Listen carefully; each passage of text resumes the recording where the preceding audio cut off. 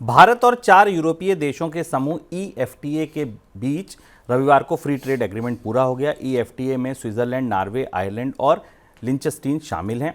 समझौते के तहत भारत को इन 4 यूरोपियन देशों से अगले 15 वर्षों में $100 अरब का निवेश मिलेगा।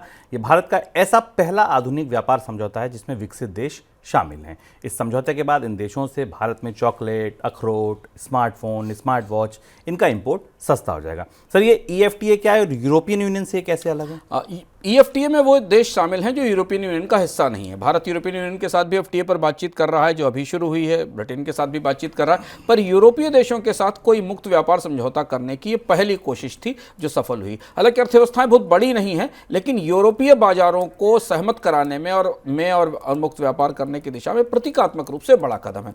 जिन अर्थव्यवस्थाओं को इसमें शामिल किया गया है उसमें स्विट्जरलैंड सबसे बड़ी अर्थव्यवस्था है। स्विट्जरलैंड से कई सारी चीज़ों का निर्यात भी होता है। हालांकि स्विट्जरलैंड वित्तीय इकोनॉमी है, लेकिन ईयू से स्वतंत्र है, उसकी अपनी मुद्रा है और इसलिए स्विट्जरलैंड एक बड़ी अर्थव्यवस्था जो इसमें शामिल हुई है। इसके अलावा दूसरी जो अर्थव्यवस्था है उनमें लिंचस्टीन है जो छोटा सा आइलैंड है। इसके अलावा नॉर्वे और आइसलैंड की अर्थव्यवस्थाएं भी हैं। महत्वपूर्ण बात यह है कि इस मॉडल का इस्तेमाल करके भारत यूरोप के अन्य देशों के साथ और यूरोपियन यूनियन के साथ समझौतों को मुक्त व्यापार समझौतों में आगे बढ़ सकता है।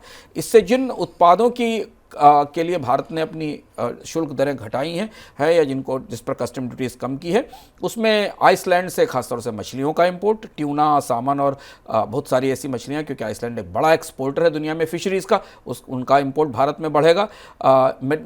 इसके अलावा फ्रूट्स की, फलों की भारत में, इस क्षेत्र से भारत में उनका आयात बढ़ेगा।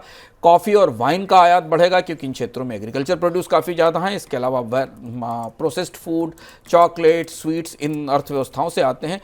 स्विट्जरलैंड को इसमें 2 महत्वपूर्ण फायदे हो रहे हैं। Switzerland high quality precision engineering goods का बड़ा निर्यातक है, इसलिए जो बहुत सारी वॉचेज़ हैं, स्मार्टफोन्स हैं, बाइसिकल पार्ट्स हैं, मेडिकल इक्विपमेंट्स हैं और घड़ियाँ हैं, जो हाई प्रोफाइल इंजीनियरिंग है जिसका हब है स्विट्जरलैंड, उससे भारत में इन उत्पादों के लिए भारत का बाजार स्विट्जरलैंड की कंपनियों को मिलेगा। इसके अलावा भारत को अपैरल एक्सपोर्ट में और कपड़ों के निर्यात में बाजार मिलने की संभावना है। और क्या बड़े फायदे होंगे सर इस एफटीए से?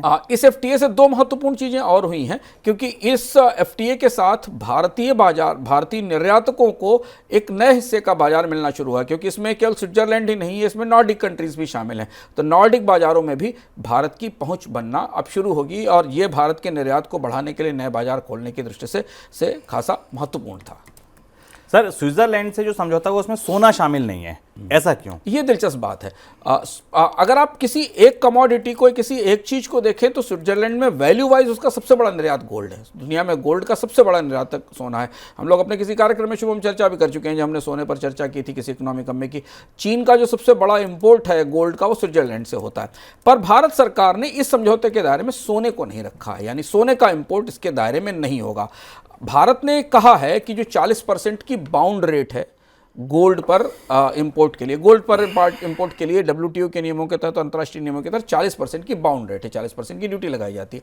भारत अपनी तरफ से कहा है कि इसमें वो 1% की रियायत देगा, करीब 39% की ड्यूटी पर गोल्ड का इंपोर्ट किया जा सकेगा। लेकिन इफेक्टिवली ड्यूटी जो है वो 15% के आसपास ही रहेगी। इसलिए स्विट्जरलैंड से सोना आयात में कोई बड़ी सुविधा या कोई बहुत सहूलियत भारतीय बाजार में नहीं मिलेगी। तो इस समझौते में होते हुए भी, दुनिया के सबसे बड़े गोल्ड एक्सपोर्टर होते हुए भी, सोने को एक तरीके से बाहर रखा गया है।